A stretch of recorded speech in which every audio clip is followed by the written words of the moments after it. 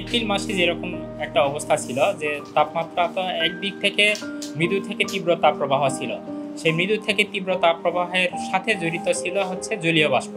যেহেতু বাতাসের দিক ছিল দক্ষিণমুখী, অর্থাৎ দক্ষিণ পশ্চিম অথবা দক্ষিণমুখী বাতাস ছিল, সমুদ্র থেকে বাতাস স্থলভাগের দিকে আসতেছিল, ফলে সেখানে বাতাসে জলীয় বাষ্পের উপস্থিতি কিন্তু বেশ ভালো পরিমাণেই ছিল। একদিকে জলীয় বাষ্পের উপস্থিতি, আরেকদিকে হচ্ছে তীব্র গরম।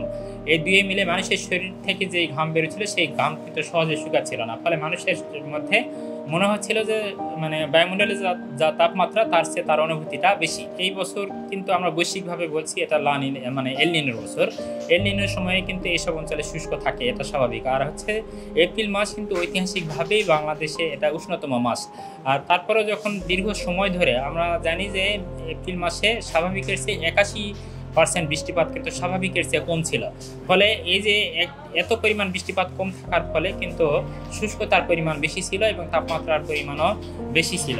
এর সাথে আরও অনেকগুলো কারণ জড়িত রয়েছে। একটা হচ্ছে নগরায়নের বিষয় আছে, তার সাথে হচ্ছে জীবাশ্ম জ্বালানির অধিক ব্যবহার আছে, এসির ব্যবহার আছে, এরকম বহুবিধ কারণের সাথে জড়িত রয়েছে। জলাশয়ের পরিমাণ কমে যাওয়া, এগুলো অর্থাৎ হচ্ছে একটা হলো প্রাকৃতিক কারণ আর একটা হলো মানুষ্যজনিত কারণ। এই দুই কারণেই কিন্তু এই তাপমাত্রার যে তীব্রতা, সেই তীব্রতা বেশি ছিল।